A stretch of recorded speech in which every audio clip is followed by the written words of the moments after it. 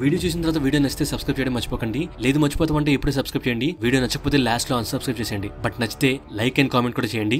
ఖాన్సార్ లో ఎగ్జాక్ట్లీ అసలు ఎన్ని ఓట్లు ఉన్నాయి, అవి మూవీలో ఎక్కడ చూపించారు? సో ఈ పిక్ లో మనకు క్లియర్ ఇన్ఫర్మేషన్ ఉంది. అదే ఎగ్జాక్ట్లీ ఎన్ని ఓట్లు ఉన్నాయో అని మన వాలి ఏకే బ్రహ్మాజీ గారు క్లియర్ గా చెప్తూ ఉంటారు. అందులో ఫస్ట్ రోలో లెఫ్ట్ కు కర్త 15 ఓట్స్ కడియం ఉంటుంది. సెకండ్ రోలో దొరలవి లెఫ్ట్ సైడ్ 4 కడియాలు ఉంటాయి, 3 ఓట్లు కలిగినవి. రైట్ సైడ్ 3 కడియాలు ఉంటాయి, 3 ఓట్లు కలిగినవి. అండ్ మిగతాదంతా కాపర్ల ఓట్లు. సో టోటల్ గా లెఫ్ట్ సైడ్ వచ్చేసి కర్త ప్లస్ దొర ప్లస్ కాపరి ఈక్వల్ టు 15 ప్లస్ 12 ప్లస్ 43 అంటే మొత్తం 70 ఓట్లు. అండ్ అలాగే రైట్ సైడ్ దొర ప్లస్ కాపర్లు equal to 9 plus 45 equal to 54 votes. And fourth రోలో మనకు ఒక సింగిల్ కడియం ఉంటుంది, అది వరదది. ఇలా క్లియర్ గా మూవీలో ఈ టేబుల్ చూపిస్తారు. సో టోటల్ కౌంట్ వచ్చేసి left side 70 plus right side 54 equal to 125 votes. కర్తకి 1 into 15 ఓట్స్ ఉంటాయి. దొర ఓట్స్ వచ్చేసి టోటల్ గా 7 rings into 3 votes equal to 21 votes. And కాపర్లవి మొత్తం ఈ టేబుల్ లో 88 రింగ్లు ఉంటాయి. ఇంటూ 1 ఈక్వల్ టు 88 ఓట్లు. సో టోటల్ గా ఈ టేబుల్ లో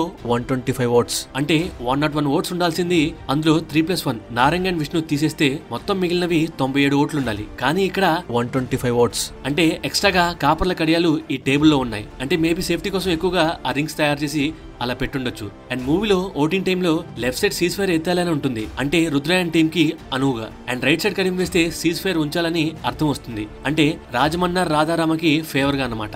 సో ఫస్ట్ కాపర్లను ఓటింగ్ వేయమంటారు. సో అలా మనకు స్క్రీన్ పైన అక్కడ కాపర్ల ఓట్లు అయ్యేసరికి లెఫ్ట్ సైడ్ అంటే రుద్ర సైడ్ సీజ్ ఫైర్ ఎత్తాలి అన్న సైడ్ ఆల్రెడీ 39 కాపర్లు సపోర్టివ్ గా ఓటు వేస్తారు, అంటే వాళ్ళ కడియాలు లెఫ్ట్ సైడ్ తరాజులో పెడతారు. అండ్ అలాగే రైట్ సైడ్ రాజమన్నార్ సైడ్ వాళ్ళు 20 మంది కాపర్లు మాత్రమే ఓట్స్ వేస్తారు. సో టోటల్ గా 39 + 20 ఈక్వల్ టు 59 ఓట్లు అప్పటికే రెండు సైడ్స్ వేసి ఉంటారు. సో మొత్తం 61 ఓట్లలో 59 ఓట్లు ఓటింగ్ వేస్తారు. అండ్ మిగిలినవి 2 ఓట్లు, ఒకటి వరదది, రెండోది విష్ణుది. సో విష్ణు చనిపోయాడు కాబట్టి ఒక ఓటు ఎత్తిపడేస్తారు, ఇక మిగిలింది వరదది. అయితే ఆ తర్వాత దొరల ఓట్లు వేస్తారు. అందులో రుద్ర సైడ్ అంటే సీజ్ ఫైర్ ఎత్తేయాలి అన్న సైడ్ దొరలు ఓట్లు వేసిన తర్వాత టోటల్ గా 48 ఓట్లు వస్తాయి. అంటే ఇంతకు ముందు రుద్ర సైడ్ కాపర్లు వేసిన ఓట్లు 39, ఇప్పుడు టోటల్ గా 48 ఓట్లు ఉన్నాయి. అంటే 48 - 39 ఈక్వల్ టు 9 ఓట్లు. అంటే ఈ 9 ఓట్లు ముగ్గురు దొరలవి, వాళ్లే రుద్ర, రంగ, భార్వ. అలాగే రైట్ సైడ్ లో అంటే రాజమన్నార్ కి సపోర్టివ్ గా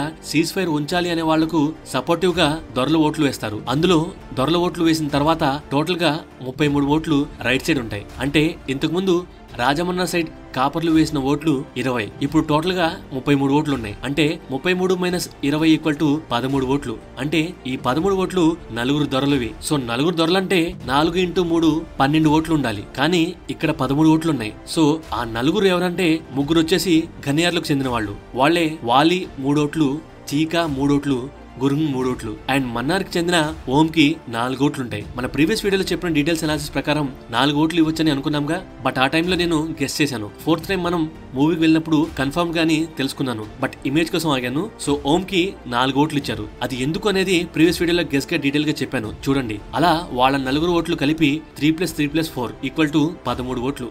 మొత్తం 20 + 13 ఈక్వల్ టు 33 ఓట్లు. సో రాజమన్నార్ వచ్చి రైట్ సైడ్ తన కడియం వేస్తే 33 + 15 ఈక్వల్ టు 48 ఓట్లు. So left and right side 48 ఓట్లు వస్తాయి. ఇక మిగిలింది అపరాధి అయిన వరద. వరద అపరాధి కాబట్టి రెండు వైపులా సమం అయితేనే తన ఓటు వేయగలడు, లేకపోతే వేయలేడు. సో సమానం అవుతాయి, ఓటు వేస్తాడు, సీజ్ ఫైర్ ఎత్తేస్తాడు, అంటే రుద్రకు ఫేవర్ గా చేస్తాడు. అంటే నిజానికి రుద్ర కోసం కాదు, వరద కోసమే, అంటే తన కోసమే తను లెఫ్ట్ సైడ్ వేస్తాడు. బట్ రుద్ర తన కోసమే వేశాడు వీడని అనుకుంటాడు. తర్వాత హంటింగ్ సీజన్ స్టార్ట్ అవుతుంది, టాటూ వేయించుకోవడానికి టైం పడుతుంది, రంగా పోతాడు, సౌరాంగుడు బయటకు వస్తాడు. సో హోప్ ఈ ఓట్ల తలనొప్పి మీకు క్లియర్ గా అర్థమై ఉంటుందని అనుకుంటున్నాను.